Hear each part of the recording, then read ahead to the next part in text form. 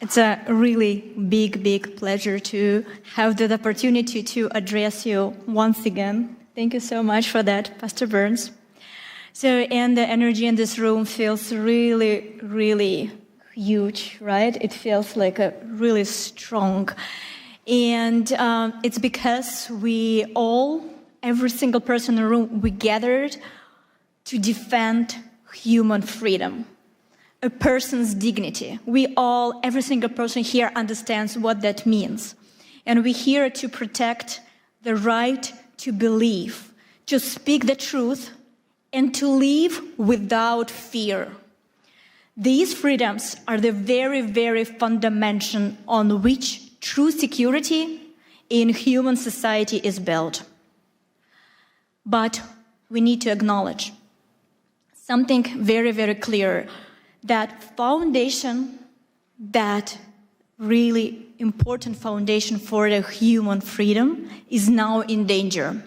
Because today there is a well-organized structure at work, deliberately attacking that very foundation. And many of the deep, tragic stories that you will hear today from our speakers from this stage are direct result of the action of this transnational structure and its destructive manipulative techniques. So, let me educate you a little bit. So what is that, and why does it pose a threat to every person and to society as a whole?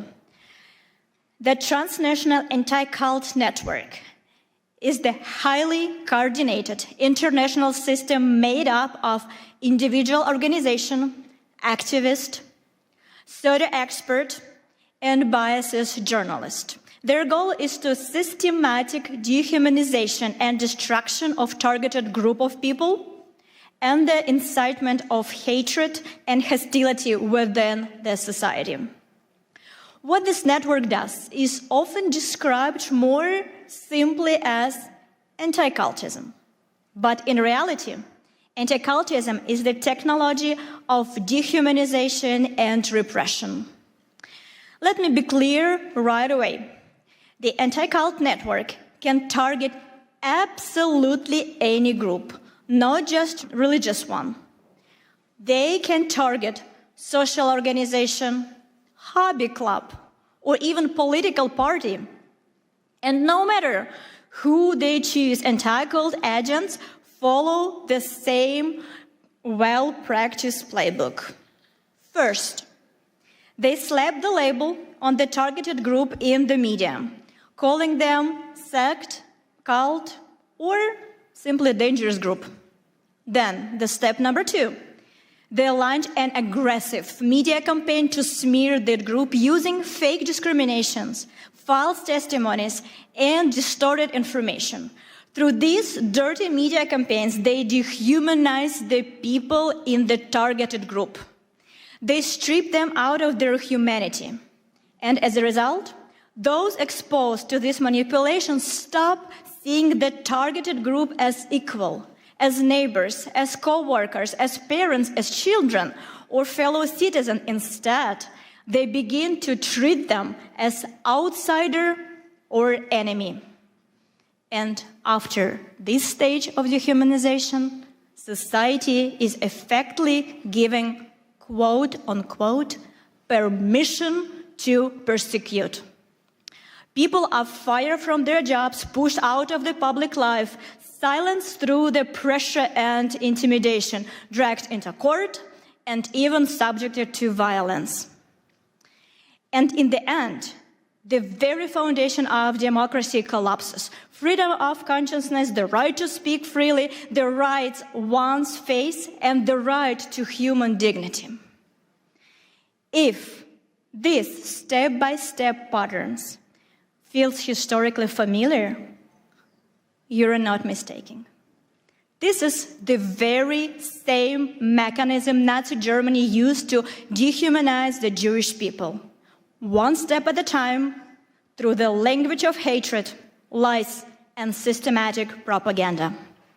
That process led to the tragedy of the Holocaust. And while the Holocaust itself is condemned by the international community today, the method that made it possible never truly disappeared. The tragedy of our time is that the world unequivocally condemned the outcome, genocide, but did not eliminate the tool itself. The technology of hatred survived, and it is still being used by the anti-cult network to this very day, in a different form, but with the same destructive consequences. This is why the use of anti-cult tactic always, without exception, leads to real violence, from persecution and repression to mass killing, forced organ harvesting, assassination attempts against political leaders, and school shootings. Today, you will hear the real stories, lived life experience that reveal the brutal reality of anti-cultism. These are testimonies from those whose friends become a victim of forced organ harvesting and were killed simply because they held different beliefs. These are the stories of mothers whose sons died in the school shooting. These are the voices of people whose loved ones are being held in prison right now under harsh conditions simply because they practice a different faith. And our international movement has practical experience with how the anti-cult mechanism fuels hatred. Many of you ask me about the persecution that I mentioned in the first speech. So let me give you that story. So beginning in 2015, a coordinated, discrediting campaign was launched against the ALLATRA movement in the Russian Federation. It was carried out by the anti-cult network and coordinated directly by the FSB, the Federal Security Service of Russia. The reason we became a target was simple. We tried on a scientific level to warn the world about the geodynamic risk associated with the possible activation of the Siberian magma plume located on the Russian territory. A potential eruption would threaten not only Russia, but the entire world. Our warnings were ignored. The economic interests of powerful groups profiteering from Siberia's natural resources matter more than human lives and safety. As a result, a network, anti-cult experts, and structures affiliated with FSB was deployed against us. Their mission was to destroy our reputation and drown out the very substance of our scientific warning. In the end, the ALLATRA movement was labeled in Russia first as undesirable organization and later than extremist, in part because of our support to Ukraine also.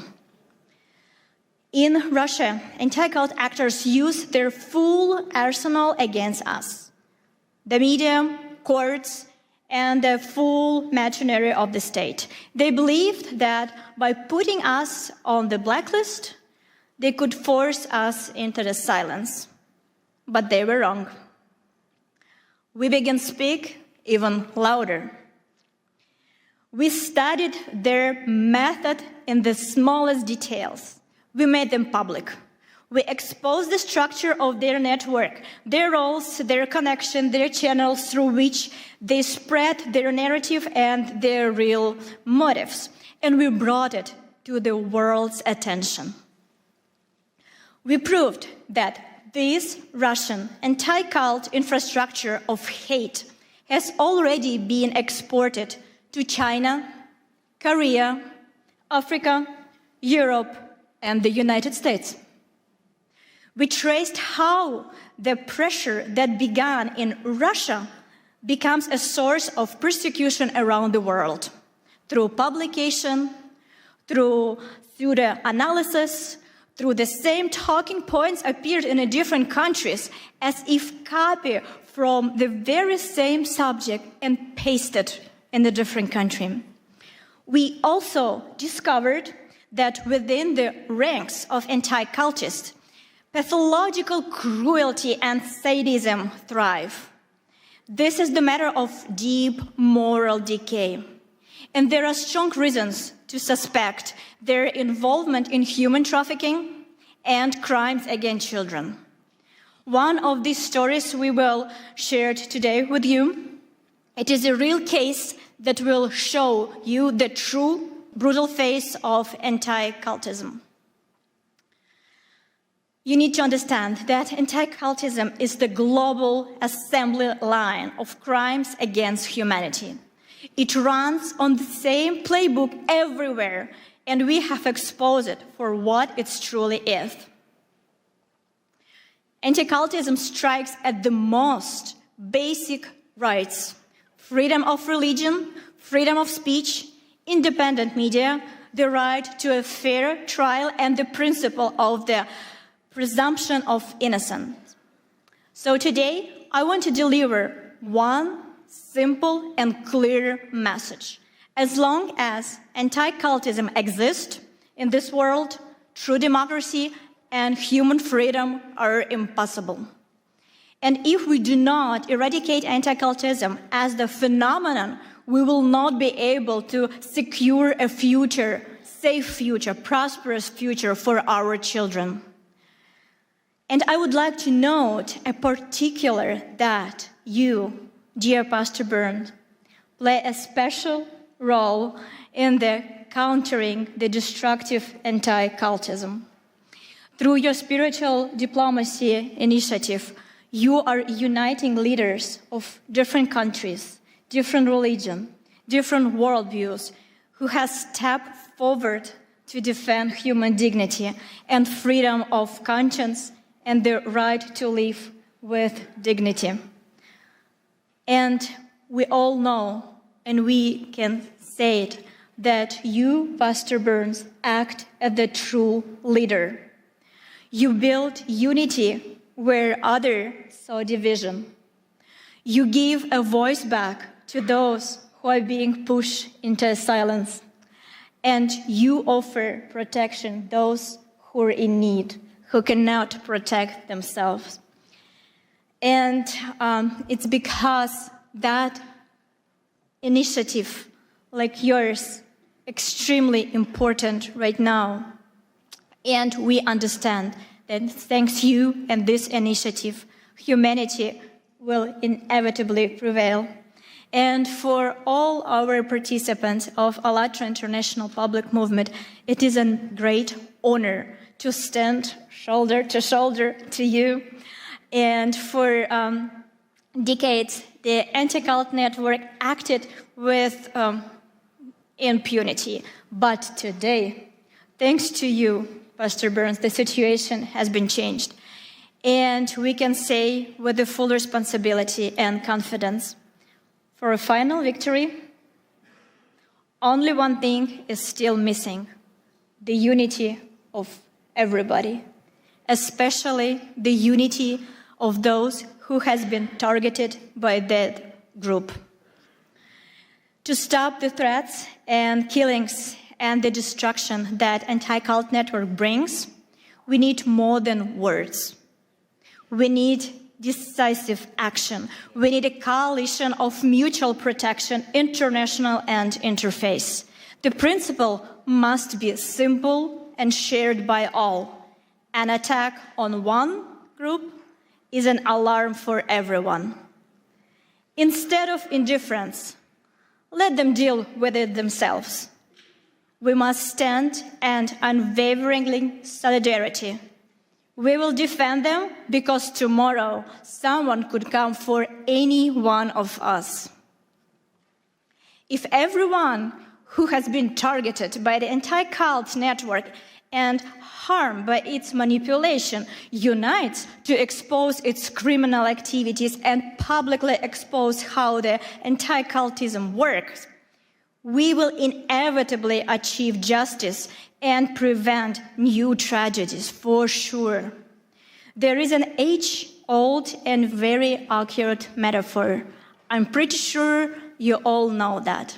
But please, think one more time with me when I will cite this word, how we can use it, what we can take home.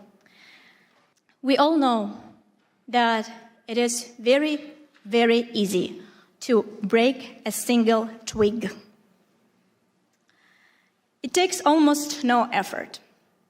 But if we gather all twigs together into one bundle, it becomes stronger. Not because each twig has become stronger, but because they are together. And that is exactly how we must act right now.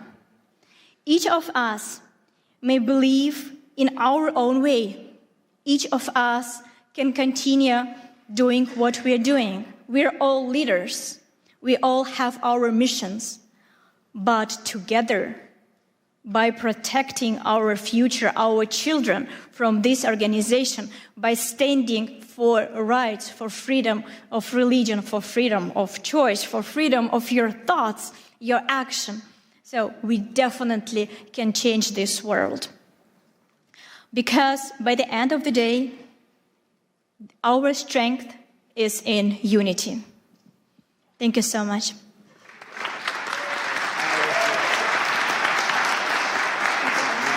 Wonderful. So powerful.